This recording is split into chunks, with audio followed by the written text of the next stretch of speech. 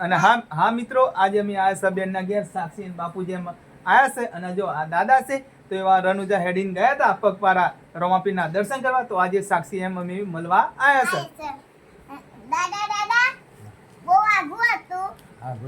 અને હા સાક્ષી, આગું તો ખરું જ ને. અને હેડીને જવાનું ને દાદા, જો કેટલા પણ જો કેવા દેખાય, જો પણ કઈ ફરક પડે ના. રોમાપીરના દર્શન કરવાની મજા આવે. હે જય રોમાપી. અને દાદા તમારા માટે શું લાવે મિત્રોને બતાવો હેડો. અને હા જો દાદા કપડા લાવે છે સાક્ષી માટે. અને જો લાઈટો પણ લાવે છે.